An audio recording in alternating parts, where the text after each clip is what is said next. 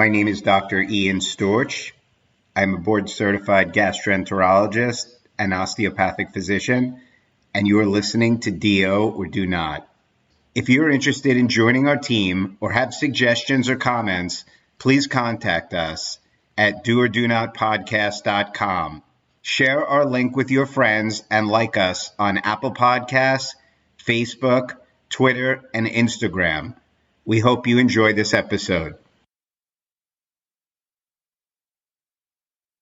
Hello, my name is Thomas Jasanowski, and you are listening to the Do or Do Not podcast. I am currently a fourth-year osteopathic medical student at the Chicago College of Osteopathic Medicine, and I serve as editor-in-chief of the Do or Do Not podcast. On today's episode, we are joined by Sayeed and Wali. They are two pre-medical students at Stony Brook who started a podcast called Chai with the Pre-Med Guys. The duo reached out to Dr. Storch to speak with them as mentor of the Do or Do Not podcast and an advocate for osteopathic medicine.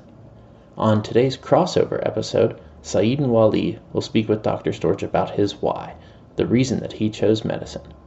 You may be surprised at his response. Dr. Storch talks about osteopathy and medicine, but also about poetry, the benefits of falling asleep against attending physicians' doors on holidays, and how the journey of Odysseus can give you insight into your own medical journey. We know you will love this episode. We're always flattered when people reach out to us to talk to us about our podcast. Recently, Sayeed and Wali from Chai with the Pre-Med Guys, a podcast from Stony Brook that helps to educate pre-medical students on their journey, reached out to me and asked if I would be a guest on their podcast. Both Sayeed and Wali are thinking about applying to osteopathic school this year and had amazing questions which were very insightful and I think would be great for our listeners. We discussed it further and decided to make this episode a crossover episode. You can hear it here on Do or Do Not, and also on Chai with the Pre-Med Guys.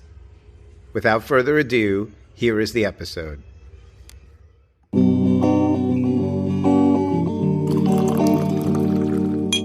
Hello and welcome to another episode of Chai with the Pre-Med Guys with your hosts, myself, Sayeed, and my dear friend Wali. In our efforts to bring you everything Chai and more importantly, everything pre-med, today we'll be starting our Chai time with someone of many talents.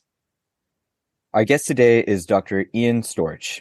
Now, this episode's been a long time coming because we've sort of been seeing Dr. Storch around with his own podcast, the Do or Do Not podcast. But going back to the top, born and raised in Long Island, Dr. Storch graduated with a Bachelor of Arts in English from Binghamton University and subsequently completed his medical training at New York College of Osteopathic Medicine, or NYIT, as a lot of us Stony Brook students know it as.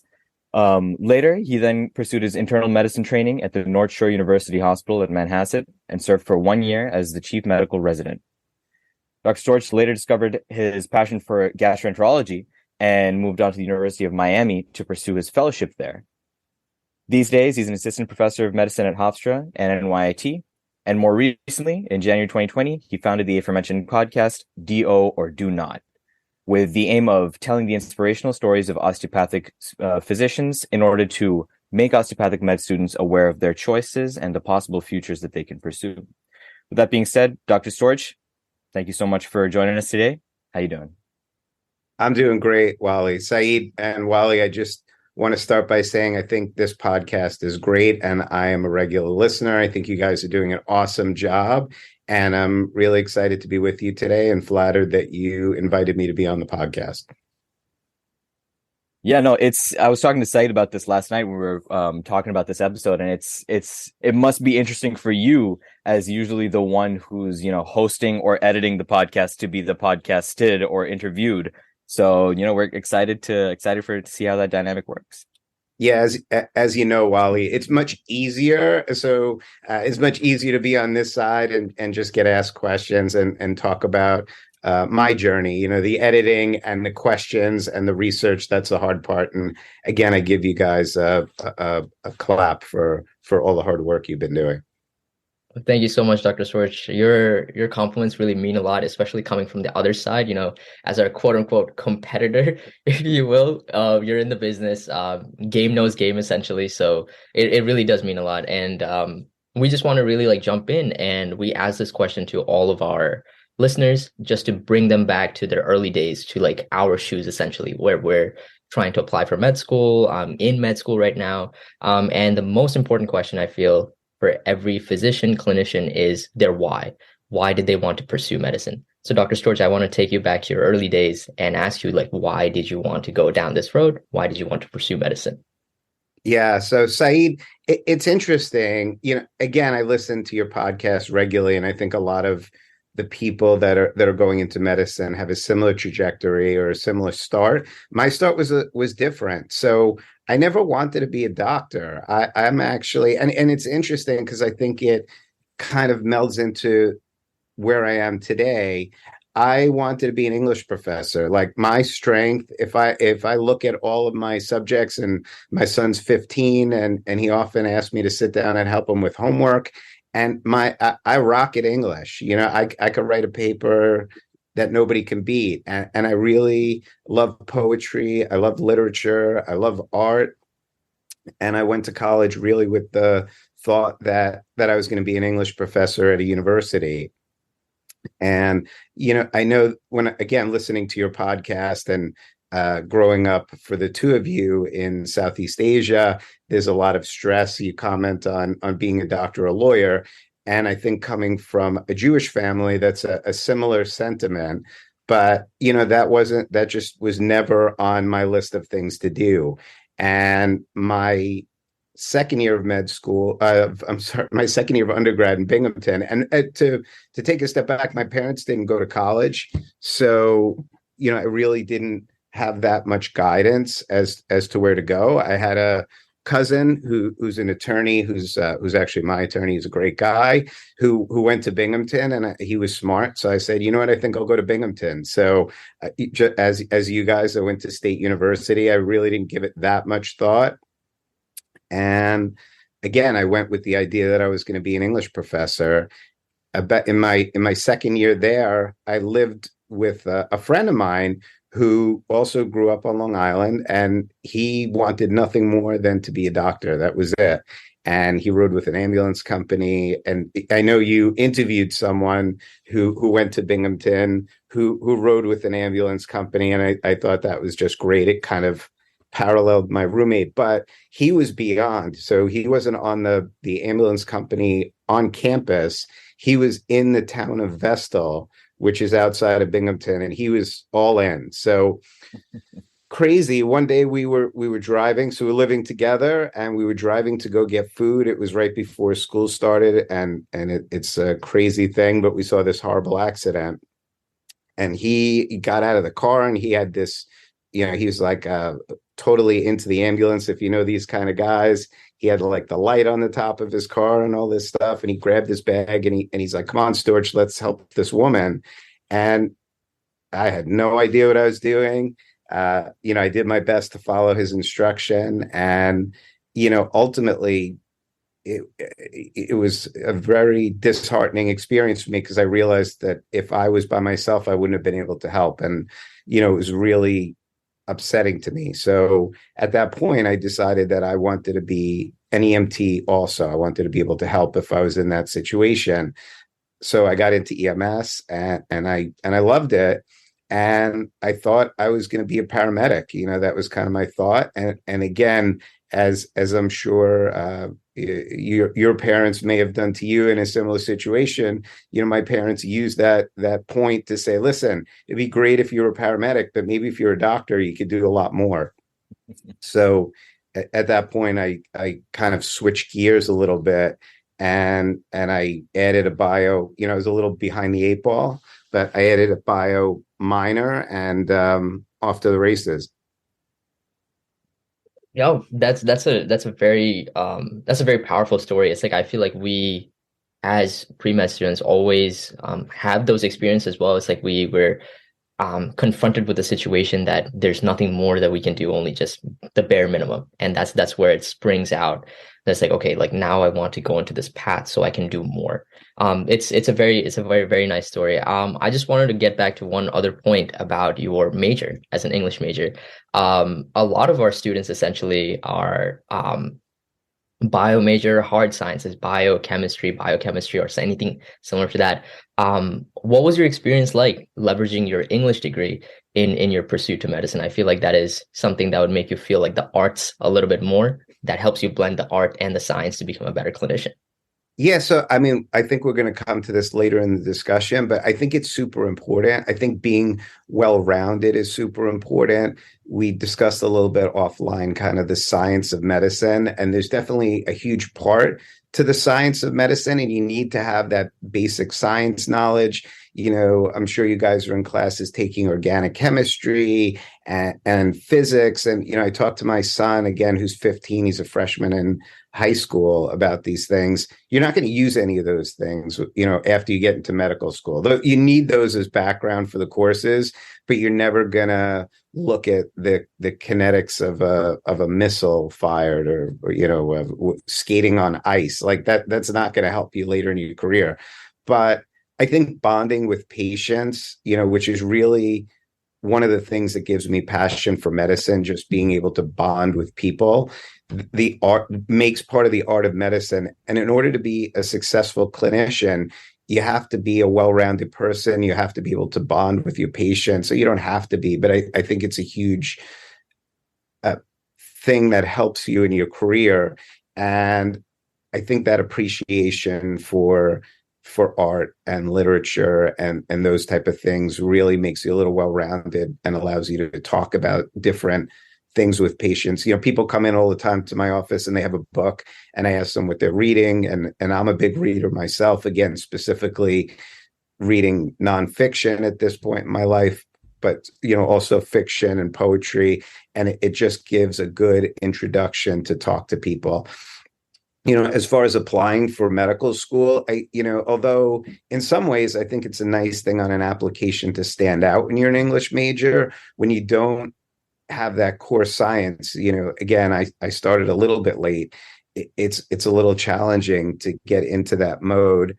And I wouldn't say I'm bad at science. I'm certainly a good science student as well, but the really, role, and I'm sure most students, even if they're science majors, have this issue, just really getting into organic chemistry. I don't know how many people love it. That's not like a passionate thing for most people, but, it's something you have to do. No, absolutely. I feel like Wally and I just had a nightmare about our Orgo days in Stony Brook. It was definitely a struggle, that's for sure. But no, it's such a nice sort of balance to really have that art side mixed with the science side. And you're right, it's like the way that medicine works, the way that compliance works. You really need to get at the patient in order to like maintain some sort of significant change in their life, whether through like lifestyle or whether through medications or anything like that. So I think the communication part is really important. And coming from like a liberal arts perspective, it is really important to have that well-rounded skill as well. Since you have this holistic perspective of how your whole philosophy is with medicine, it's like you want X, Y, Z, A, B, C, everything in the bucket together. Is that why you sort of went down this DO school rabbit hole? Is that why you wanted to apply to DO school? Or did it just something happen while you were applying for medical school to begin with? No, Saeed, that's a great question. And I think that's a very, profound statement. I think that's 100% correct. So I was recently, as I was kind of thinking about being on your podcast, I pulled out a book that I had on my shelf, and I'm very organized. And this is when, from when I was a pre-med at your stage.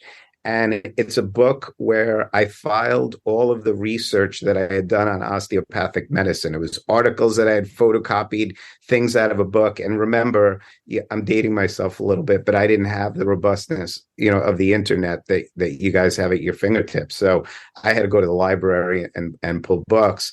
But I actually had, and I talk about this sometimes with students, I had a book that was called The Baron's Guide to Applying to Medical School, which I don't think that exists anymore. But, back in the day, what you would do if you wanted to apply to medical school is actually for medical and dental schools.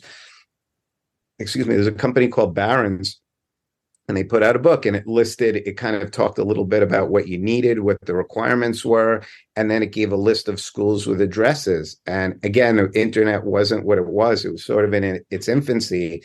So I pulled the book so I could write letters to the schools and ask for pamphlets, look for, what each school offered. So I wrote letters to each school. And on page 254 of the book, so again, it was medical schools, which are allopathic, dental schools, and then the last chapter at the very end of the book before the index was a section on osteopathic medical schools. And again, it's so funny. I pulled it out. It's all written on, annotated, and highlighted. And there were 15 DO schools, and I read up on it, and I was like, this is super cool, and this is something I think I want to do. And I had a roommate at the time who is an anesthesiologist now. He went to University of Rochester. He was a year ahead of me. And I remember he was sort of my guide for applying to schools. He may have even given me the Barron's book. And I went in and I was like, James, what is this? And he's like, I don't know. I never heard of that before. And I went home for a break, and I needed a physical.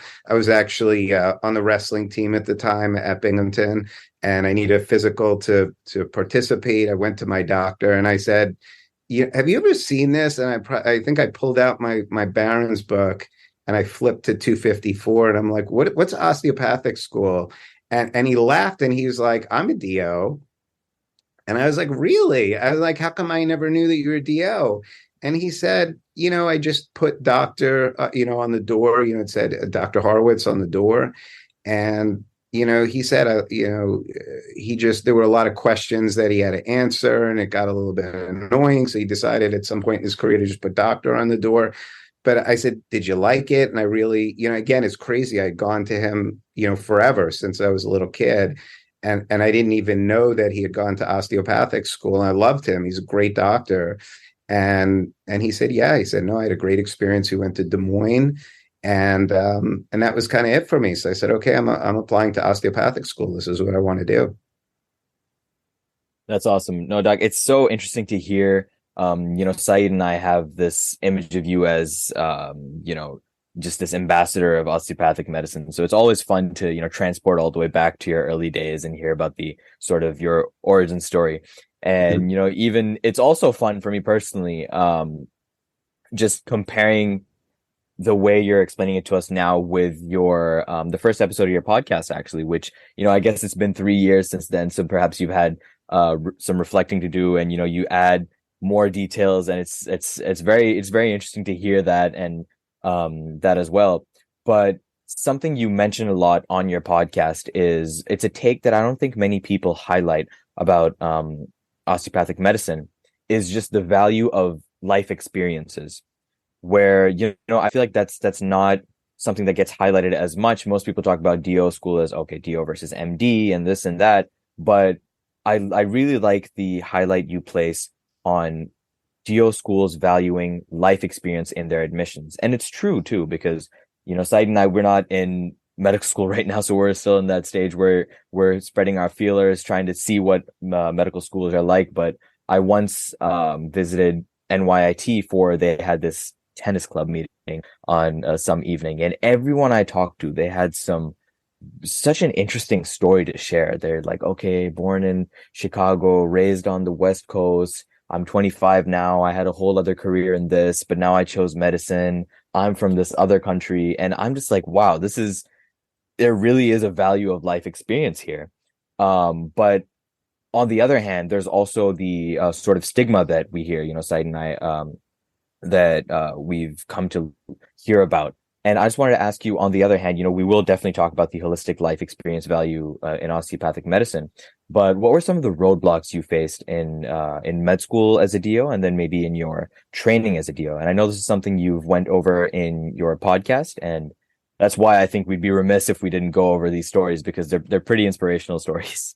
Yeah. So, I think we're going to kind of circle back a little bit to some of the other questions about going to osteopathic school, and why we started the podcast. Obviously, we'll come back to that, but I'm just going to answer your question. So I went to medical school ultimately at NICOM is what it was called then. It's now NYITCOM. My education, I put head to head with anyone else's education. I got a great education. Again, I've been to some amazing universities. I've been very blessed in my training, and my co-trainees and co-fellows are rock stars.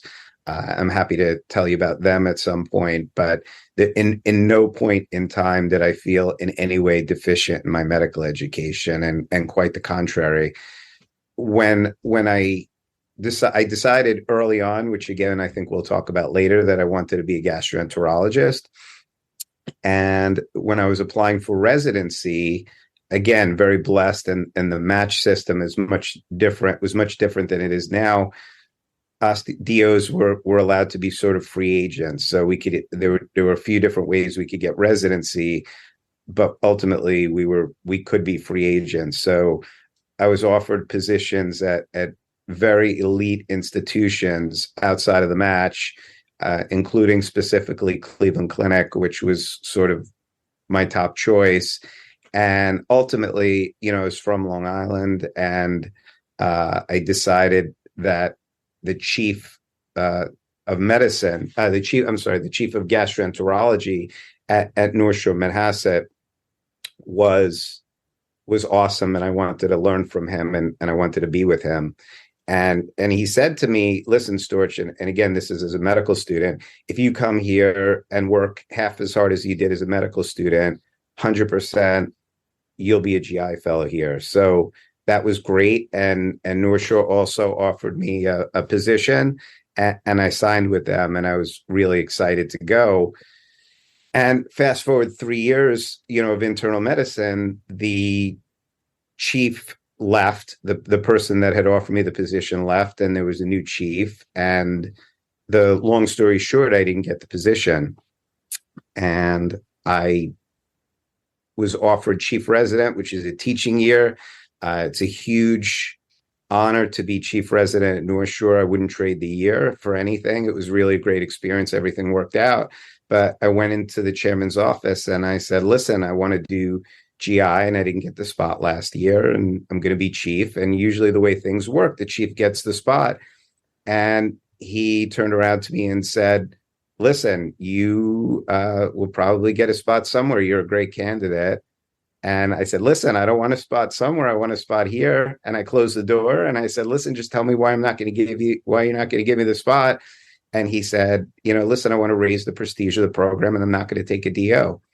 So, that was pretty gut wrenching. And I'll tell you, that's not everyone's experience. This is a very isolated experience, specific for me. And there are a lot of people that I know, and a lot of DOs that are doing gastroenterology now. So I have a lot of colleagues that are DO gastroenterologists that did not have that experience, but I did. And, I had some thoughts about, I was pretty upset about the whole situation. I thought about going to law school. I thought about changing career, trying to figure out what I wanted to do. But ultimately, I just decided that I needed to prove myself. And, GI is very competitive. I decided that if this guy wasn't giving me the spot, I had to find another place to go that was going to give me the position. So I had interviewed for GI, as I stated, the year before, and my top choice was the University of Miami. The place, we can talk about that a little bit. It was spectacular. I called up the chief at University of Miami and I asked if I can come down for a month rotation. And he told me that the year before they had ranked, they had 300 applicants. They got their top 5. They put it in their rank list. They got their top 5 choices, and that I was ranked 6th. And as chief resident at North Shore, I would have probably a better chance at getting the position. And I told him that I don't want a better chance. I want 100% chance. And if I came down for the month, I'm willing to bet that he would give me the position. And that's kind of how it played out. Again, a long story, but I spent a month in Miami, and at the end of the month, they offered me the spot. Wow. That's such a heartfelt story. I just want to make a point about like the journey to medicine, because a lot of people start on this journey, especially like myself and Wally. The first hurdle that we have to like clear is like obviously graduating from university and then tackling the MCAT. A lot of people get stuck upon the fact that it's like, oh, if they don't do well with this, their career's over, their life's over. But there's so much more, so many more hurdles that they have to cross. And your story made me realize it's like how much more to the journey is left. Essentially, we can't get stuck onto this. I just wanted to ask, it's like, did you have like a specific way that you got up from this like gut-wrenching news that's like, oh, you're not going to be taken given your DO status? How did you like overcome this feeling, this challenge, and just go into being a GI as a DO? Yeah. So again, I think, we're talking about a specific place and time. I think your points are very valid, and again, going back to your podcast, I listened to an episode that you had recently with an awesome orthopedic surgeon who's a rock star. The guy sounds like he's super genius. He could play LeBron James in the NBA. The guy's a rock star. He does everything. But and that's great, and I respect that, and I have friends like that. But that's not most of us. Most of us are, and I have to say, to be a doctor, I don't think you have to be a super genius. And I speak to my son, and I try to guide him a little bit. And you need to be smart, and you need to be caring, and you need to work hard. But I would argue that the most important attribute to a pre-medical student, a medical student, or a doctor is just hard work. And it's very cliche, but grit. Just kind of bearing down and dealing with adversity. And I think most of us are going to have adversity, no matter what the path looks like. There's going to be a point where you have hard times. And specifically, getting to your question, that was the first hard time for me. So, again, my medical school decision wasn't an MD or DO decision. Maybe from lack of education on my part. Again, I didn't have any doctors in my family. I didn't know much about it. I did my research, and I felt that this was the right path for me. Again, my residency, I was, really well received, and everything was easy. So it wasn't until I was applying for fellowship that I really hit this stumbling block. And again, my board scores were great. My research was great. Part of it, I think, in retrospect, was more than being a DO. It's just GI is very competitive. So you could be a rock star and just not make the cut. Again, even at my hospital, there was, at North Shore, there was some great applicants that got spots, and they deserved it for whatever reason that was. And I had no animosity toward them. But again, getting back to your question, I was really sad. This is really what I wanted to do. And I really sat down, and I think this is how you have to address any problem. And just say, in medicine, we look at a differential diagnosis. You're trained. Part of the cool thing about being a doctor is, you have this part of your tool set is to look at a problem, to analyze your options, and to pick the best path. And again, getting back to something that we talked about before, where, another doctor on the podcast said something about 100%. There's nothing 100%. You're just maximizing your statistics, right? So you're analyzing, you're picking the best option, and you're going down the path. And that may be the wrong path. It may be the right test question path, and it may still not work. That's medicine. It's not 100%. But that's how we go to problems. So I think that's important to, that's sort of how I looked at the problem at that point. I said, look, I'm not getting the spot here because this person has an issue with maybe my medical degree or what have. And do I want to do something else? Do I want to go down a different path? Again, I'm being 100% serious. I said, maybe it'd be cool if I went to law school and did patent law. So I had a lot of deep thoughts about where I wanted to go. In retrospect, I love internal medicine. I know I would have been happy if I was an internist. I just had this dream of being a gastroenterologist. And again, I thought about, okay, so why am I not getting the spot here? And the answer wasn't because I was a DO, it was because there was this one individual that wasn't giving me the spot. And again, in my analysis, what else could I do? I can try to go somewhere else, try to get a spot somewhere else. And what were the roadblocks to that? It was that it's very competitive and a lot of places take in-house because it's a known entity. And my ultimate analysis was I need to become in-house somewhere else. I can't get a spot in-house, so I need to become in-house somewhere else. And how am I going to accomplish that? And again, my thought was if I can go and showcase myself for a month, I can get myself a spot. And that's what I did. Absolutely. No, the reason I really wanted to highlight that story because, you know, I heard that in your own podcast and I thought not only is this exemplary of just, you know, great persistence, especially when, you know, you've been through med school, you've done all that and, you know, you have this feeling of security, but then you have the prospect of, okay, to get to where I want to get, I still need to put more in.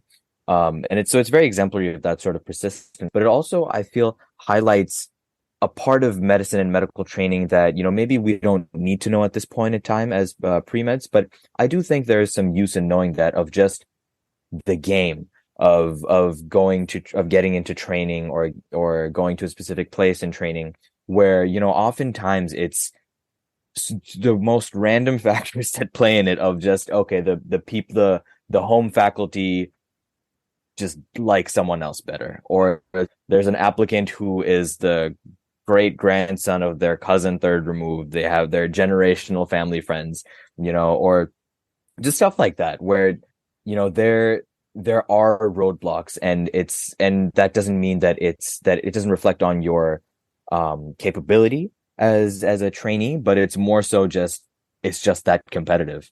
And I think that the need for grit in those situations is something that it's useful for us to know at this stage. Yeah. And Wally, just to your point, you know, and just so interesting, and North Shore GI is a great program, but ultimately I ended up going to University of Miami. University of Miami, if I could just give you some thoughts on Miami, and I'm happy to talk about this later, and is anyone who, you know, if you said, where would I want to go to medical school? If I could round it, you know, if I could reel it back, I would go to University of Miami. Miami, I love Miami. Again, they don't have it. There is a DO school in Florida. I'm a huge University of Miami fan. I got to live in Miami for 3 years. I don't know if you guys have been to Miami. If you haven't, I highly recommend it. Spectacular. Beautiful weather, beautiful people. I did go with my wife, so I wasn't looking around too much, but like you can't help it. You know, it's like it's sunny. The restaurants are great. The culture is great. And the hospital system of University of Miami is spectacular. And in my opinion, the GI department is bar none the best. And I'm happy to talk to you about that at some point. We may not have time, but University of Miami, it was such a blessing to be there. I trained with famous gastroenterologists in liver disease and biliary disease, and not so famous doctors who taught me things that I couldn't have learned anywhere else. So, you know, part of the interesting thing about the journey looking back is always that sometimes things don't work out. And, you know, whether you're religious or spiritual or just believe in the universe or however you want to look at it, but maybe it's God or the universe just looking out for you and saying, like, this is where you need to be. So if that doctor who didn't appreciate my hard work and was just looking at my degree had given me that position. And interestingly, when I was chief, that chief had left and there was a new chief. And the new chief came to me, I was chief resident that year, and said, listen, Storch, I know this is going to sound really silly, but we're opening up another GI spot for next year. And of course, we made a mistake by not taking you. We would love to have you here. And before I start interviewing for the spot, I want to offer you the position. But if I can give you some off the record advice, you're much better off in Miami, you know, which was just, you know, yeah, a full 360, you know, a full 180, you know, and so ultimately I was offered the spot. But again, you know, I think the universe was pushing me toward Miami, and that's where I was meant to be. And I wouldn't be where I am today if I didn't have that education. So it all worked out. Absolutely no. And I feel that just the nature of the medical training I feel like it is confusing and competitive like that. And I think most professionals go through some sort of journey like this, but I value that how transparent you are with that, since you realize probably that there are lessons to be learned from your own tribulations. And on that topic, I wanted to ask you if perhaps that was what inspired you to start the Do or Do Not podcast, and what other inspirations there were starting out. What really made you think this is a good idea? I need to do this. And how much of it was inspired by the advent of the pandemic, since it did start in January 2020. Yeah, so that's great. So I'll tell you, and again, we've kind of gleamed little parts of my education and where I've been, but ultimately, I ended up in private practice back on Long Island.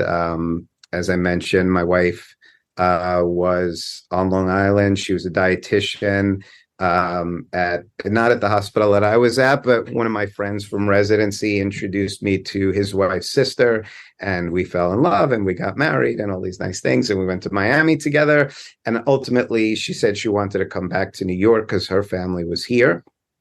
So we came back to Long Island.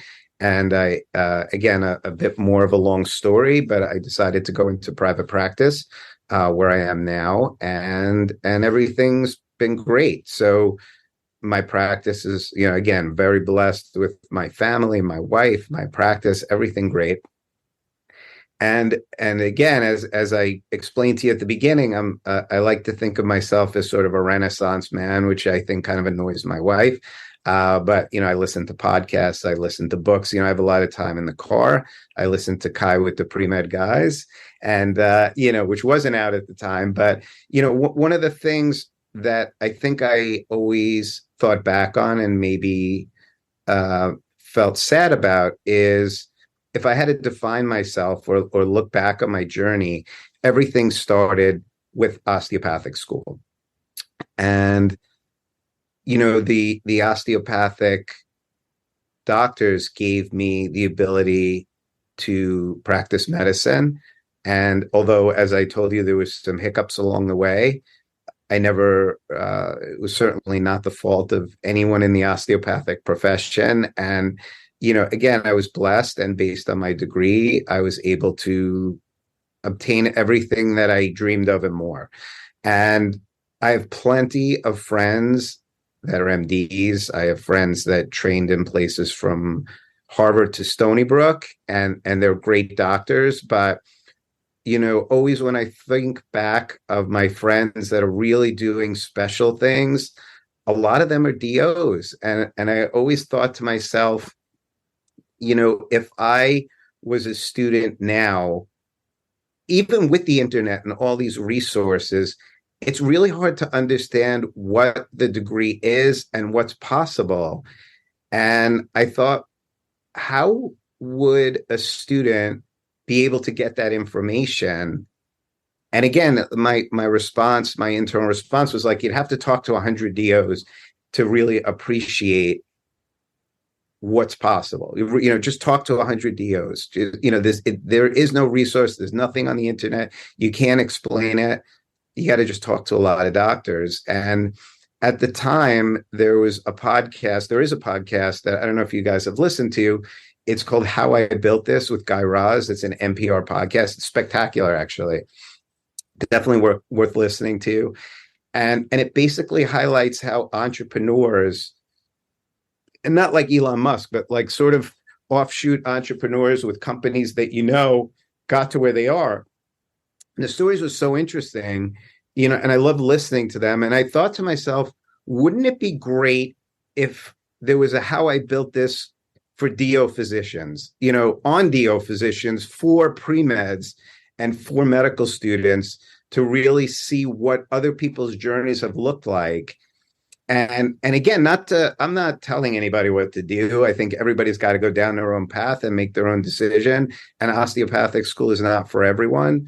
But in order to make a decision, again, I think it's important for students to just talk to a lot of people and see if what they went through and if this is for them. So I had this idea in the back of my head, but even though it seems like I'm not so busy, if I've given that impression, like my day's packed. So I start at like 4:30 in the morning. I usually walk in my door. Yeah, walk in my door at like 7 or 8 o'clock. And I wear 5 different hats. I run my own medical practice, plus clinical medicine, plus a board seat on a insurance company and 100 other things. But, this was really something that I thought was important. And I got a phone call from a student from NICOM. It was actually before the pandemic, named Tianyu Shea. And Tianyu said, listen, Storch, like I give one lecture at NICOM to kind of give back, which I'm always like excited to do. And he had listened to my lecture. And at the end of the lecture, I always say, listen, if you need mentorship or if I can help you, give me a call. So he called me and he said, listen, I want to do GI. I need some research. Do you have a project for me? So I invited him to come into the office to talk.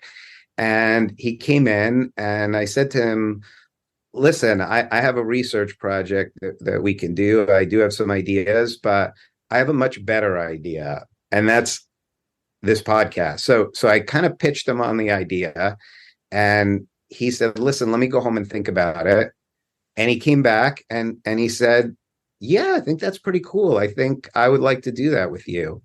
So we started the podcast and then the pandemic hit. So we were actually pretty set up right before the pandemic. And it was perfect timing because, as I told you, like my day's pretty packed. And during the pandemic, I worked as a frontline worker. I volunteered in a hospital and I ran a COVID floor, which again, we could talk about that for an hour also. But ultimately, Tianyu and I worked on the podcast. We recruited other osteopathic medical students to work with us. And we're now in our 4th year. The team usually runs 15 to 20 people, actively working on the podcast, from editing to social media and interviewing. We have hosts and, it's been great. That's a great story about the starting of the podcast. It's very similar to ours. We really wanted to, we as Stony Brook students had access to some people in Stony Brook University's medical school. So we got to think, it was like, if we have access to all these people, why don't we start painting a picture in the minds of pre-med students of what a medical student can be, what a medical student is, and how you essentially get to be a medical student. And that sort of snowballed into something about, let's see how like the lifestyle of residents are, physicians are. What can you possibly do with this MD degree? Because it's not just, I get my degree and then I go see patients. A lot of people wear different hats, and we wanted to highlight that. So it's like, as soon as we highlight that, it sort of makes people think about what they want to do in their own journey. So it's like making them realize their own potential through other people's stories. And that was our goal starting this podcast. And we're 3 years in, and I can't believe that we're still here talking to all these guests. It's been remarkably humbling. And I just wanted to ask you, what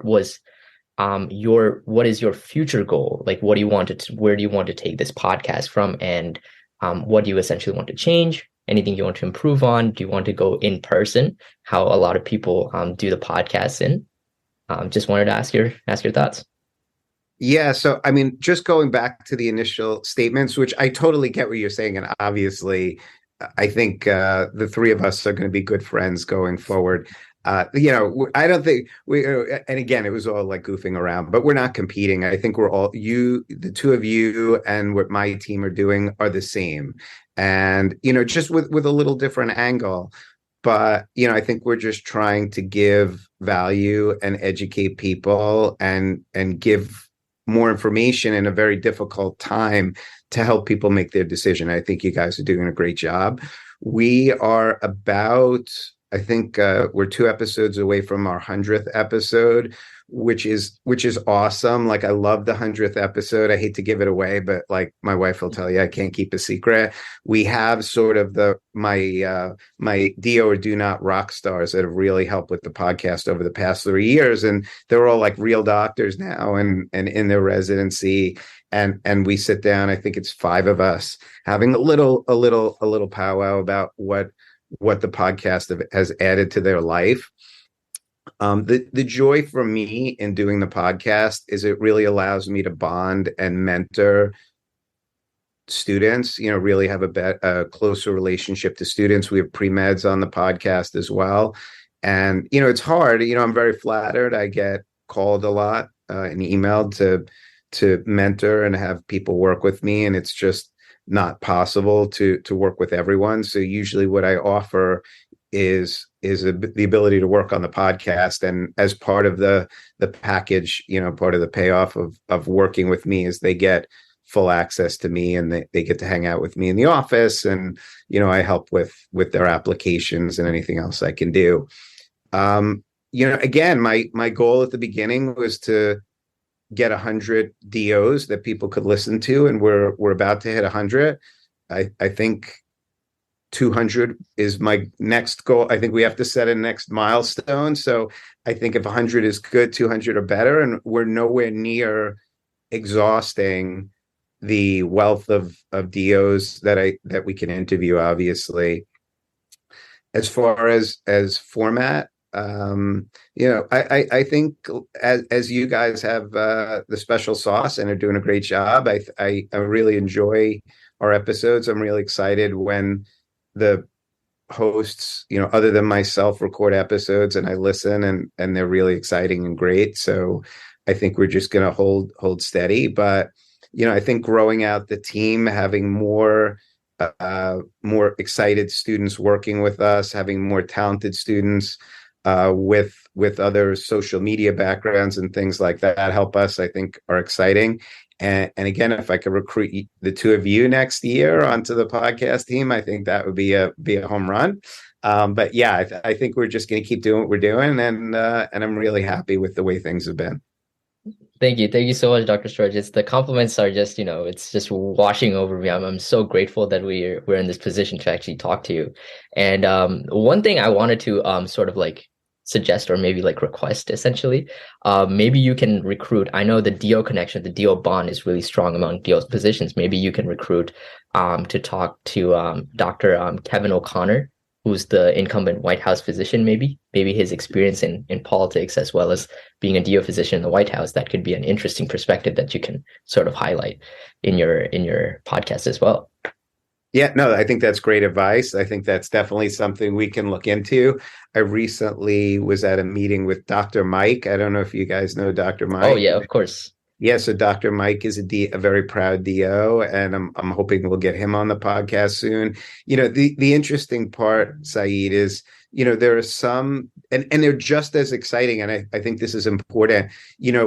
We try to interview deans. We try to interview, as you said, White House doctors, internet influencers, YouTube influencers, all these are great. But I also think it's important to interview family practice doctors, internal medicine doctors. I don't think that, and I think that's where students get lost, again, getting away from the DO thing, that if you're not a dermatologist or an orthopedic surgeon, like that's like the epitome of being a doctor. But the nice thing about medicine, the amazing thing about medicine, is that after you get into medical school, your options are so broad, and it's just a matter of the most important thing, I think, is keeping an open mind and not saying, I'm a first-year medical student, I want to be a dermatologist. That's always something that makes me roll my eyes a little bit. And you may end up doing that, but there are so many amazing pieces of medicine that as a pre-med and a first-year med student, there's no way you could have experienced that. It's important to keep an open mind. And again, I think it's important for us to highlight all types of physicians. And, as discussed, DOs can go into any area of medicine that they choose. A lot of us go into internal medicine or family practice, primary care specialties. I think those are super important. That's what the country needs. But, the doors are open.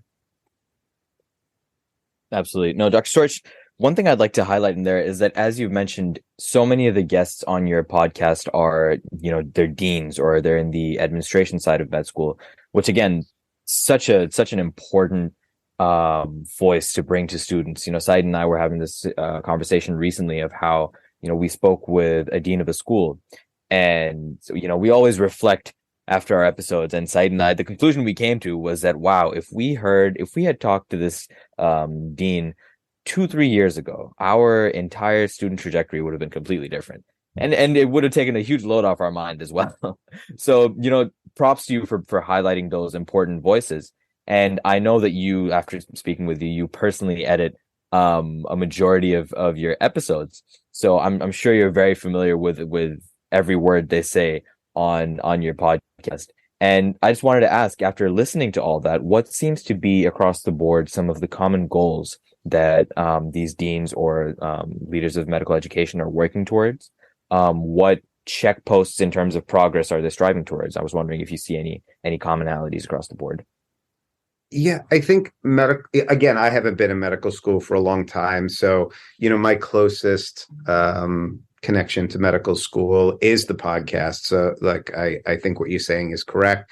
Yeah, I think that bringing in a diverse, it's interesting. I think bringing in a diverse student body is important in medical school, both culturally, demographically, and background. So, I think what's important about DO schools, and I always try to discuss this with the deans, is that they've always had this perspective, I believe. And as you said, like when you were at NICOM for your tennis meeting, you saw that people had different backgrounds and came from different places.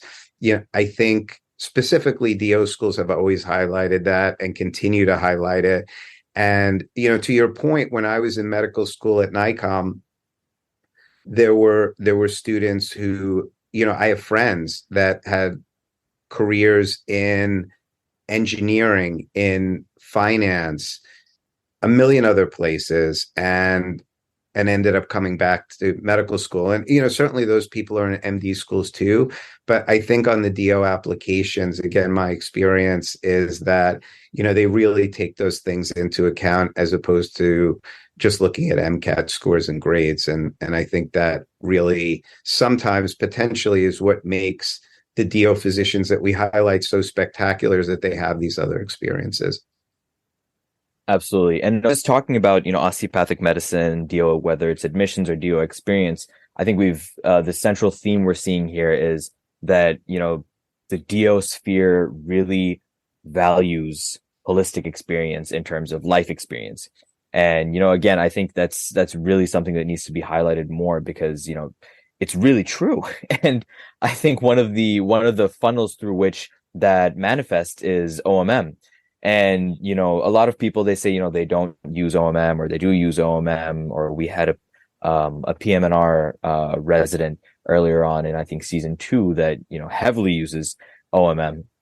And I wanted to ask you what OMM means to you in your practice and what it meant to you back in your days as a med student, whether or not you use it, because, another guest we had on the show, who was the fellowship director of Stony Brook's vascular neurology, his bottom line was that he values OMM so much, even though he doesn't use it, because for him, it added to his holistic educational experience in that early on, he was able to get physician-patient experience, or he was able to emulate that through their practice sessions for OMM. So, which was irreplaceable for him. So I just wanted to get your take on how you valued it as a student and whether or not you use it now in your practice. Yeah, absolutely. So that's a great question. I'm just going to define some terms to start for those of our listeners, of your listeners that don't know the term. So OMM is osteopathic manipulative medicine. And again, this is not my specialty. So if I misspeak anything, I apologize. But OMT is osteopathic manipulative therapy, and OPP is osteopathic principles and practice. Now, there may be nuances to these three that I'm not aware of, but those three terms really are the Jeremy Pullman, who we have on our podcast, who is a student who wrote a book on osteopathic manipulative therapies. He's a rock star. He talks about having another tool in your tool belt. So the osteopathic medical education, as I'm sure a lot of people already know, is the same as an MD education. The courses are the same. The idea is that, the philosophy is a little bit different. And again, I think NDs have sort of moved a little bit closer, or a lot closer, to osteopathic philosophy. So it may not even sound that different, but the idea, it all boils down to mind, body, and spirit. And we talked about this kind of, all doctors should be like this. Connect with your patients is just as important as knowing what medication to prescribe. And, as you mentioned, Wally, just for compliance, like the patient has to believe in what you're saying. When you talk about things like placebo effect, there's a huge, we know, scientifically, there's a huge placebo effect, which is generated from the patient connecting with the doctor and believing what the doctor is telling them. So even if you give, I like to talk, I'm going to go off on a tangent a little bit, but there's a great book by Herbert Benson, who's he wrote The Relaxation Response in the 70s, that talks about type A personality, which a lot of us know but don't know the background of. He's a Harvard MD PhD, and he wrote a book in the 80s called Timeless Healing, where it was a book for the public, but it's a great book. It really documents the power of placebo effect. And he shows in a specific study, he highlights a study where a patient's giving penicillin for strep throat, with a doctor saying, this is going to help you. And then in another arm, the patient's given penicillin and the doctor says, I don't think this is really going to do anything. And the patients where the penicillin is given and the doctor tells the patient that it's going to help, there's a statistically significant increase in efficacy of the medication based on, again, a placebo effect and the patient feeling that the doctor is doing something that's going to help them, which is super interesting. So again, now I lost my train of thought, but yeah, getting back to OMM and OPP. So OMM and OPP are osteopathic therapies. When I was in medical school, I'm if you haven't figured this out already, if I go in, I'm all in, right? So now I'm in osteopathic medical school, and I want to learn as much osteopathic medicine as I can. NICOM is a good school for OMM. Initially, I was thinking about going to Kirksville, which is the founder's school. But because of, again, my family and other issues, I ended up in New York.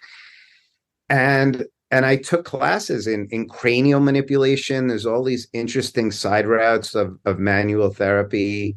And I really loved it. And I really learned a lot. But ultimately, in my practice, I ended up being a gastroenterologist. I don't use OMM in my practice. I'm a regular gastroenterologist. I do endoscopies and colonoscopies and see people with stomach issues and digestive issues. Interestingly, my best friend, who I also went to medical school and residency with, is Jonathan Weinstein. He's an interventional cardiologist at Stony Brook with you guys. He wins teaching attending every year. He's a rock star. He's the best doctor that I know. He doesn't, he was also, wanted to learn as much as he could, but obviously interventional cardiology, there's not much role for OMM. So I think it's important to learn. I think it's a great modality for certain things. I think it's important to understand and appreciate complementary therapies, which I think even when it comes to patients coming in with other complementary therapies, having been exposed to it in medical school is important. There are OMM practitioners. So there are people that just do OMM. We have some of them on our podcast. There are people that just do cranial manipulation. We have some of those on our podcast. I think that's super interesting. And then there are hybrid doctors. So there's a doctor that we interviewed on the podcast whose name is Dr. Balthazar. He's at NYU Long Island. He's a trauma surgeon. He's an osteopathic physician. And he uses OMM in his postoperative patients to decrease time on the ventilator and decrease requirement for narcotics with postoperative pain. And he has great success. He's published, he lectures, and he's at NYU. He's at a big MD institution and practicing OMM. So I don't know if that answered your question, but I think OMM has value. I do not use it in my practice, but I fully appreciate all of the education that I got in medical school. And I think that there are definitely places where osteopathic manipulative therapy is amazing and truly helps patients. Absolutely. I think OMM and OPP, they definitely do have benefits. I've had two experiences so far with these techniques. One has been on during my job at Albany Med. There was a patient who had like severe sinus congestion, and one of the physicians, they were actually an MD. They were like, "Oh, I learned this trick from a DO physician. If you're okay, let me try this." So they actually, I think, had like some lubricant on their fingers, and what they did is they stuck their finger up their nose and just sort of pushed up to relieve the pressure of the sinus and massage around this area to make sure like the congestion like got better. So essentially they taught the patient as well. It's like, oh, whenever you do have congestion, if you rub around this area in this type of motion, you will have some sort of relief. And lo and behold, obviously they had some relief. So I had a experience with a patient over there. Personally, I had an experience as well. I have a friend. He's going to be actually on the podcast as well. His name is Karthik. He goes to NYIT. He came one day. We were studying for our finals. I had like some neck pain. I was like, oh my God, I'm staring at my laptop down to in the books. He went and did some manipulations on my neck. I was like, wow, and I had instant relief after that. I was like, wow, this is amazing. So the ability for you to go in and do instant changes just with your hands, I think that's a tool set that is very valuable, regardless of what specialty you want to go into, essentially. So it's like a way for you to educate your patients as well. So it's been really amazing to see how OMM and OPP is really adding value to patients' lives as well, and onto physicians' tool belts. I agree 100%. And again, for any of those interested, I'm not, I hate to promote products, and I try to steer away from that, especially with the podcast. But there is a place, I believe you can get some of Jeremy Pullman's videos on Online MedEd. That's the company that he wrote the book for. And if you want to get some ideas of what OMM looks like, because that's one of the other issues. Again, I remember as a student, as an undergraduate student at Binghamton, I wanted to learn about OMM. It was very hard to find a practitioner that did it in Binghamton. So I really had to do a lot of legwork to learn about OMM. But again, with the internet, I think you can find some informational videos, and that may be a great place to start if you're interested in that. Yeah, no, absolutely. I just want to go back to one point, one question that Wali had mentioned about you interviewing a lot of the deans of osteopathic medical schools. So essentially, you're knee deep in medical education, and you're knee deep in like the future of what DO schools might go into. So I just wanted to ask, what do you think the long-term trajectory for DO schools look like? Do you see any changes coming through in the horizon? And as a result of the recent changes of like step 1 being pass fail, do you see any changes that DO schools will implement in order to make sure that their students are ahead of the curve, essentially? Yeah. So to be full disclosure, I don't know that I'm the right person for that question. So I'm going to kind of skirt around it a little bit. But, I think one of the, and again, I'm not going to directly answer the question, but I'm going to shift it a little bit. So there is, one of the interesting things is the residency merger. So, I think I alluded to when I applied to residency, there were sort of 3 paths for a DO. And one path was to do an osteopathic residency. So the osteopaths actually had their own residency program. So only DOs could apply to those residencies. And there was orthopedic dermatology. We had our own residencies. The second option was to, again, I call it free agent, so MDs were required to go through the match system, the NRMP, which is the National Residency Matching Program. DOs were not. So as I alluded to, I didn't go through the match. I was actually a free agent, which was good for the program, because if there was a DO that they were really interested in, they can kind of lock them in. And good for the student, because they had the ability to potentially take one of those spots outside the match. And then you could go through the match like an MD. That was a third choice. A few years ago, all of the residencies, it was decided in the United States that there was a lot of redundancy having 2 systems, and I think the politics are a little more complicated than we should go into in this podcast. But the two systems were merged. So there were definitely positives to that. And I think the positives were that, MDs and DOs are the same, right? I mean, as far as applying to residencies, they're the same. The negative, which we've talked to people on the podcast about, is that those DO residencies that were available only to DOs are now merged into the system. So where that's going to end up, I don't know. And again, I'm not avoiding your question, Saeed, but I don't know that I'm the right person to ask the question. So I'm just going to sort of state what one of our interviewees, one of our guests, stated. So we interviewed Norman Gevitz. I think some of the, if you're interested in osteopathic school, I would recommend looking through the 100 episodes because some of them are super interesting and important. Norman Gevitz. So when I applied to medical school, and I told you I went to the library to go look for a book.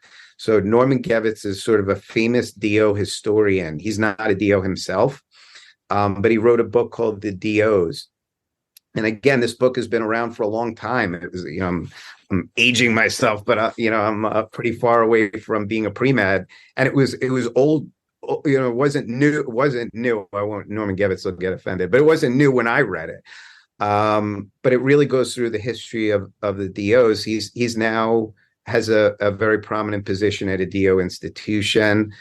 Super nice guy, very knowledgeable. But one of the things in his interview that he said is that it's super important for DOs going forward. Again, we're mainstream now. So, maybe in the past, maybe 20 years ago when I applied and I told you, my stories, it was, and even before me, it was, you go back 50 years, it was hard for DOs to get residencies. And that's why these residency programs even formed. But, today there's a combined match for MDs and DOs, and we're all considered the same. So one of his points were that talking about the future of osteopathic medicine, especially with allopathic or MD institutions accepting a lot of the ideas that the DOs have championed for the past 100 years, saying, look, holistic medicine, yes, that's right. Mind, body, spirit, yes, of course. Looking at the patient as a whole instead of a compilation of their parts, yes, of course, right? I don't think any MD would argue with any of those tenets. These are 100-year-old osteopathic tenets that are in today's society, right? So one of Norman Gevitz's comments when we asked him that question was that one of the challenges to osteopathic medicine going forward is keeping the profession's individuality and novelty and special, the qualities that make them special when everybody else is accepting that they're correct, So I think that's one of the challenges for osteopathic medicine as we go forward.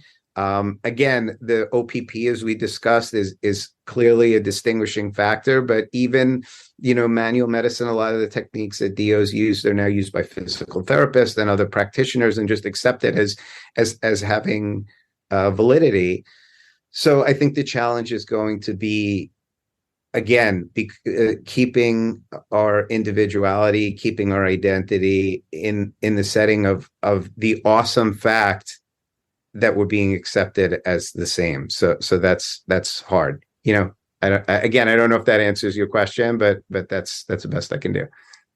No, absolutely. I think that definitely puts a nail on the head on that question. I wanna circle back on the aspect that you said about the mind, body, spirit. After going through my own reflections about why I want to go into medicine, and I feel like a lot of people also have this similar experiences, they're seeing some suffering, they want to connect with the patient, they want to do more.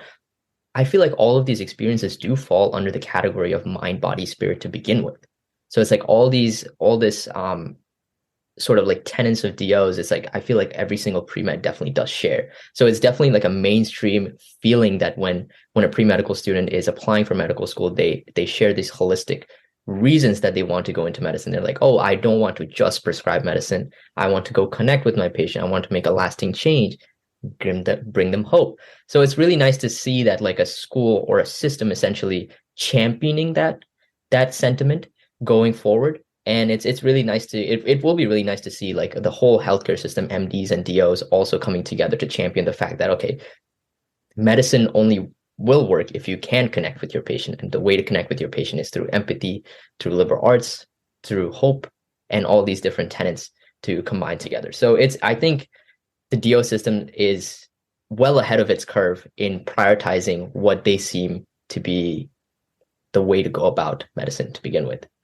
Yeah, and just to echo what you said, Sayeed, I listened to one of your prior episodes where you interviewed an awesome gastroenterology fellow from Stony Brook, and I loved her interview. I think she's great. She's doing social media. I looked at her Instagram. It's cool. I think she's doing an awesome job. But one of the things that she says in her interview that's just a little different than my philosophy, and I think it's just maybe just time and growth. But she puts a lot of emphasis on the procedures. So and that, she went into GI because of the procedures. And I respect that. And I think a lot of gastroenterologists do. And I've even heard some of my colleagues say, if I could scope all day, I would do it. Like, I don't want to deal with any patients. I don't want to deal with IBS. Like, I would just love to do colonoscopies all day, clock in, do colons and go home. That would make me so unhappy that I would not take that job.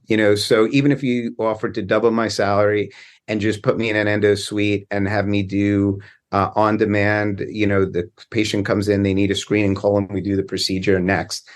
That's not why I went into medicine. I think the most rewarding part of medicine for me is connecting with my patients. I don't get me wrong, love procedures. It's fun. Some people are proceduralists. I think the two of you talked a little bit during the episode that you might like to do something procedural, and that's awesome. But, I think the bonding with the patient, even just talking to people, it's such a great opportunity, medicine. You get to go into a room in your clinic, ask someone any question that you want. You could have discussions on any topic. You find a commonality and are able to bond with them and really get to know them as a person. And again, talking about the spiritual side, even though it sounds a little hokey when you're just putting it into like mind, body, spirit. But, as we talked about, medicine's not perfect. There are some things we can't fix. There are some things we can't do. And sometimes the value that you have as a physician is just holding the patient's hand, holding the family's hand, sitting at the bedside and telling them, listen, for example, if they have an end-stage malignancy, a cancer, and you can't fix it, just saying it's okay to do nothing. It's okay to make your loved one comfortable. It's okay, again, whatever your spiritual beliefs are, but it's okay to let it be God's will and just let the person, be with God, however you view that entity. But, I think that skill set. And again, I hate to call it a skill set, but that piece of doctoring is just as important as the mind, is just as important as the body. And I think, as you said, the osteopathic philosophy, as I've said 100 times, I have plenty of compassionate, awesome MD, best friend, colleagues that take care of me, and they have those skills. But I think osteopathic tenets really stress those things, and they are important. No, very, very eloquently put. And again, Dr. Storch, you're such a great ambassador for osteopathic medicine. But, we've talked shop, we've talked the Do or Do Not podcast, medical education. We've talked a lot. But one thing I feel we haven't given enough love is your one of your strongest passion, which is GI. And that's a passion that really does shine through, whether that's in I think it's if you go all the way back to your first podcast episode and you talk about it, and just speaking with you about your day-to-day life, it really shines through your passion. And I think it's again a really important thing to highlight that there's a GI doctor here whose motivation for GI isn't the classic I want to do procedures. So in that case, I wanted to ask you, why then did you choose GI, and what was it that attracted you to the field in the first place? All right, so I'm gonna get a little preachy now. So like this is like again, I love your guys' podcast. I love what you do. But I think when you boil things down, and I think this is what's so interesting about doing these podcasts is hearing everybody's journey and hearing where they came from. And I think in my experience is a common theme. Um, and again, this is where I get a little hokey. So, and if my kids were listening, they'd roll their eyes. But do you? And I'm gonna ask a question. I always say there's no wrong answer. I'm gonna ask you guys a question. But do you know where mentor comes from? Do you know where that comes from? Yeah, so No. mentors actually, I'm gonna get a little preachy on mentor, and this will show you a little bit of my kind of liberal arts background. So mentor is a guy, mentor is a person. Mentor is not an idea. So mentor is there's an ancient Greek myth, right? There are two big books. There's the Iliad and the Odyssey. You guys remember this, right? So Yep. the Iliad is obviously about the Trojan War, and the Odyssey is about one special guy that comes out of the Trojan War, right? So Odysseus goes off. Odysseus is home with his family. He's the king, and he goes off to battle in the Trojan War. He shows his knowledge. He shows his wiliness. He shows his strength by building the Trojan horse and basically winning the war, right, through his intelligence, right? So Odysseus is awesome.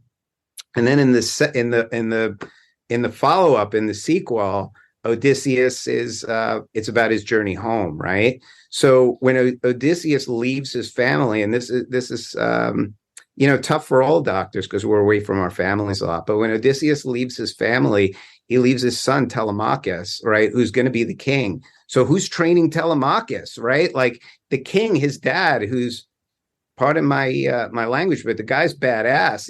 He's leaving his kid, and who's teaching the kid, right? How is he going to be the next Odysseus if he's by himself, right? And of course, his mom's going to do a great job nurturing him and raising him, but he doesn't have that figure to train him. And there's a person who Odysseus leaves in charge, whose name is Mentor, and it's his job to train Telemachus to be the next king. So that's where the term comes from. Mm-hmm. And I think mentorship, and when you ask me about why I'm involved in the podcast and why I'm so passionate about students, and why my best friend John Weinstein is my best friend, because we feel the same way about these things. It's so important to have mentorship, and all the rest of it is just background noise. So when I was, I didn't know what I wanted to do. I think I told you this. And my first medicine rotation was at North Shore, and there were some NYU students. It was North Shore was NYU, and there was some NYIT students there. There were two selected for each rotation, and I had no idea what I was doing. Like I really, I'm a medical student, and there, I think. There's like all this like anti-bullying, our laws, all this stuff now. But at that point, it wasn't fluffy bunny. I still don't think, medical education is fluffy bunny, but it was much less fluffy bunny at that point. And I had a resident who was really mean. I won't name her, but I remember her very, very clearly. And she said, Storch, and now I aced all my classes at NICOM. Like I knew all of my pharmacology. I got great grades. And again, I'm selected for this rotation, but she's like, Storch, you can't even write a note. Your notes are terrible. What the hell are you doing? How did you even go to medical school? And I was sitting at a desk thinking, maybe I shouldn't have done this. Like, what the heck was I thinking? What, this was a bad idea, And I was sitting with a chart, and a doctor came up to me and he said, "Are you following this patient?" He wanted the chart. I think he just wanted to write his note.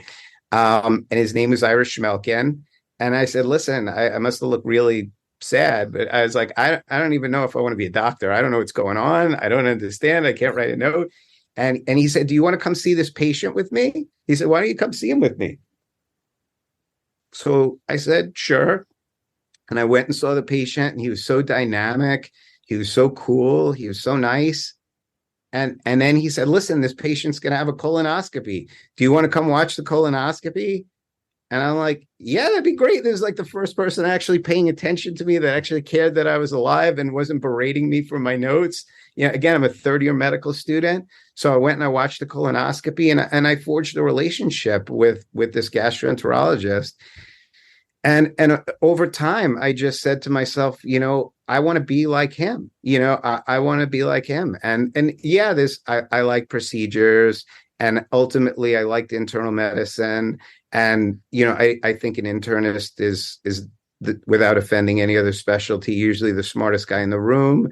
And I appreciate my time as chief resident and all of these things. And there are a million factors, but I think ultimately I just formed a bond with a great mentor, and I just wanted to be like him, and I think that story echoes. I think, again, forgetting about all the rest of the fluff about, colonoscopies are cool and ERCPs are awesome and procedures are great, and I want to be an advanced endoscopist, or I want to be a neurosurgeon. I think it all boils down to the Iliad and the Odyssey, and you need to have a good mentor that you look up to and that you want to be like, and teaches you your trade. Absolutely. No. And that's a huge central theme of so many of our podcast episodes, that the impact that a good mentor has had on so many of the professionals we interview, it just shows. And, it carries on that effect, because, a huge shout out to your mentor, and because the impact that they've had on you will now go through with the impact you're continuing to have on students like us, students through your Do or Do Not podcast. And, that really shows. But I think last question for today is, and another shout out here to someone that doesn't get a lot of love on our podcast, is Michael Farber, one of our good friends, OMS2 at NYIT, that, I usually consult him for a lot of questions about that he would want to hear answers to on the podcast. And, one of his questions was, what does matching into GI now look like? It look like now compared to, maybe in the early 2000s, or when you were applying to match, and just any advice you would have to any aspiring GI physicians like Michael Farber himself. Yeah. So, it's a very interesting question. So like, my central theme in my life has always, you could get lucky. But if you want a competitive specialty, you need to, and I'm going to dial it back, and I'm going to kind of review some of the things that I did. I don't think it's different. I don't think these things have changed.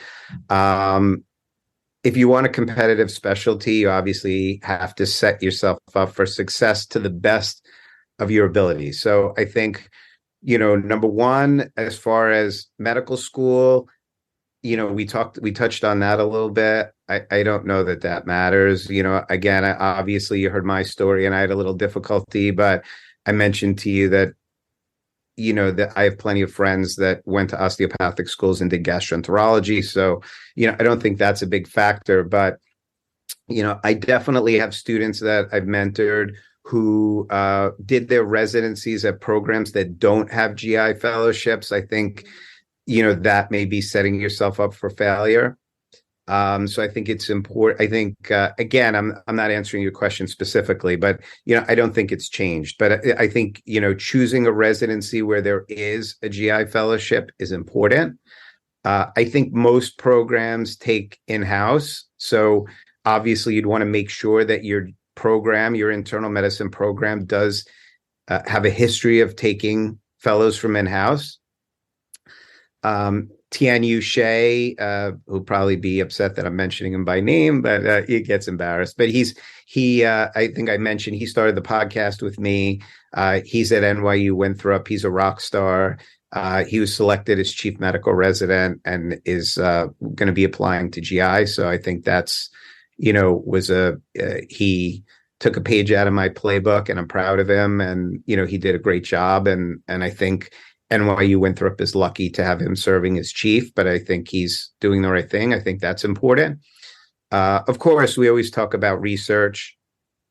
I think research is, I don't know if it's the coin of the realm, but, it's everybody has it. So I think you have to be involved in some sort of research.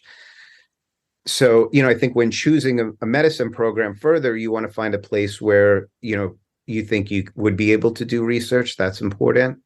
But I also, I'm a big fan, and this is where my wife gets upset, but I think Sayeed and Wali, you guys will like my statement.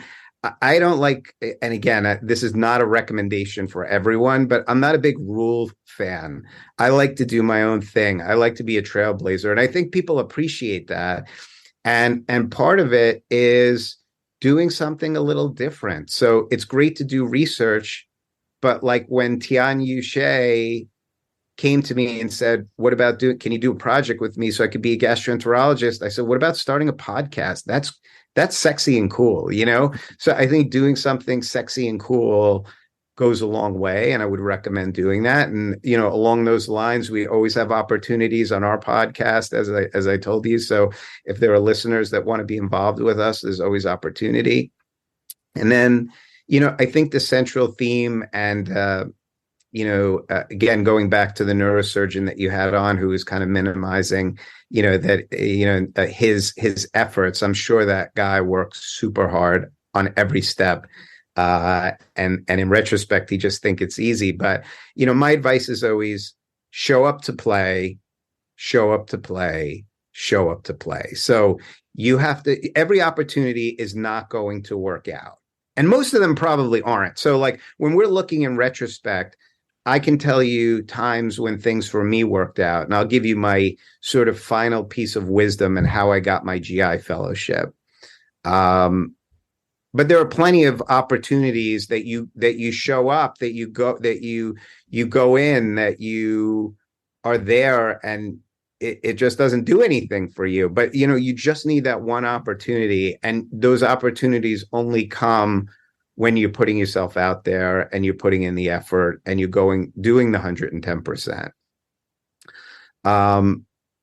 So I got my fellowship. I went to Miami, and you know, maybe this will be my closing story, because I could tell you stories, I think, you know, for another 2 hours. But I went to University of Miami, and I wanted this fellowship. You guys remember this part of the story, right? Mm-hmm. So I didn't get the spot at North Shore. I wanted the fellowship, and I spent 2 weeks at Jackson Memorial. I called the chief. He said, "Listen, if you come here, this is not to showcase. This is for education. So you could only be at Jackson Memorial." There were two hospitals, Jackson Memorial and Mount Sinai. There were 10 doctors at each, and you needed votes from both of them to get the fellowship.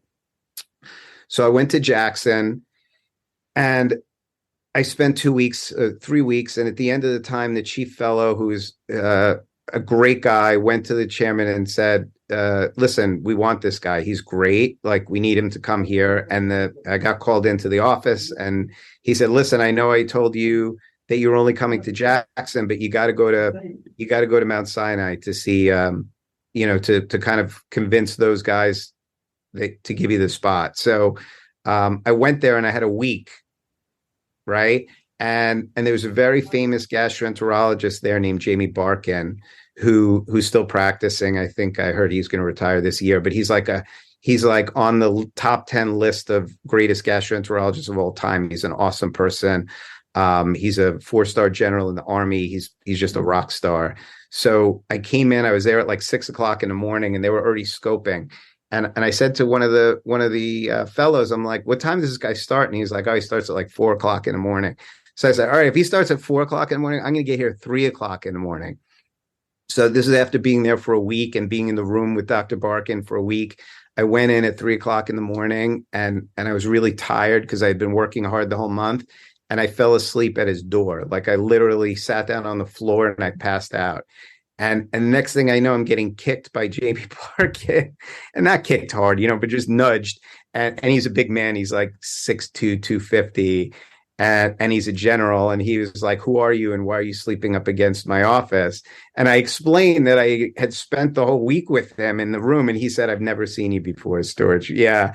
So he said, "Come into my office and sit with me." And he explained to me that it was actually a holiday that day. And he was still there in his office, but I didn't even realize it was a holiday. I just knew that I wanted to be there before he got there. And he said, "Listen, tomorrow when you come in, and he had some projects for me to do, and he gave me some other things to do, which I did, and again, I only had a few days. And the last day, again, this is a much shorter version of the story. The last day, I was flying back to New York after this month rotation, And he said, listen, Storch, I'm rounding at 8 o'clock. I want you to come to my office and talk to me.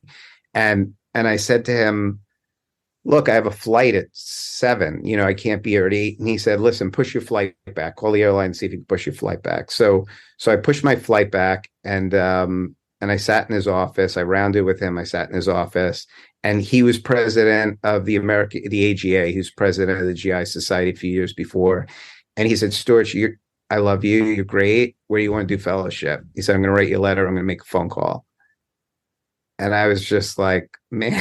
And again, I did all of this research. I aced my boards. I did all of these things. And ultimately, I fell asleep against Jamie Barkin's door on a holiday.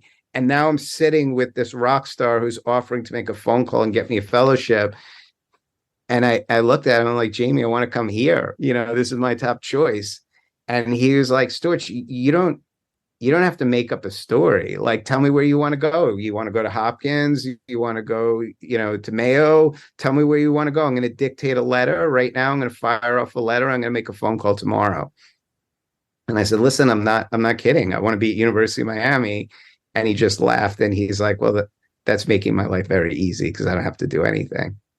And then I ended up in Miami. So again, I think the moral of that story is not falling asleep up against the attending's door necessarily, but again, it's just take every opportunity, work harder than everybody else. If you really want it, you go for it. Don't give up on your dreams, and I think everything ends up working out. Wow. Well, what a blockbuster way to sort of put an end to this podcast episode. Well, that being said, Dr. Storch, thank you so much for spending your morning with us and sharing your journey to medicine, being a DO physician, going to GI and in med ed. I'm sure that the advice you have shared with us today will resonate a lot with our listeners and hopefully impact them in their own journey to medicine. If there's anything you want us to leave us with, any advice, any last piece of thoughts, now is the time, if you have it. I would just say that for all the pre-medical students listening, I think there are so many great opportunities. Again, going back to the advice I just gave, I think it echoes to pre-medical school. Again, my journey was a little easier, but I think there are a lot of opportunities. I think that you just need to work hard. You need to keep your head up. You need to keep your eye on the prize. You need to stay positive, and you need to, as I said, and as Sayeed and Wali said earlier in the episode, you haven't been trained as a doctor yet, so you don't know the differential diagnosis, but you really got to start being a doctor now, like in mindset, take a step back, say, what are my options? How can I get to where I want to be? What are the best ways to do that? And really just vet things out. There's so many resources. And again, I would say that if osteopathic school is something that you don't know about or think you might be interested in, we have 100 episodes of DOs to listen to, and I would recommend that you do that. If you have questions for me and want to work on the podcast, you're welcome to reach out to us. We'll be happy always to have volunteers, and I wish you all good luck. Thank you for tuning in, listeners. If you'd like to hear more about Dr. Storch and his podcast, Do or Do Not, please feel free to check it out. It's actually really amazing. There's going to be 100 episodes very soon, so it will be great. This concludes our episode of Do or Do Not. Send all inquiries, comments, suggestions, and even let us know if there's someone you want us to interview to doordonotpodcast@gmail.com. Don't forget to like us on Facebook at Do or Do Not Podcast for updates. If you enjoyed our podcast, please share it with your classmates and administration. We have plenty of more interviews lined up, and we're excited to share them with you. This is Tian Yu Shea. Thank you guys so much for listening to Do or Do Not.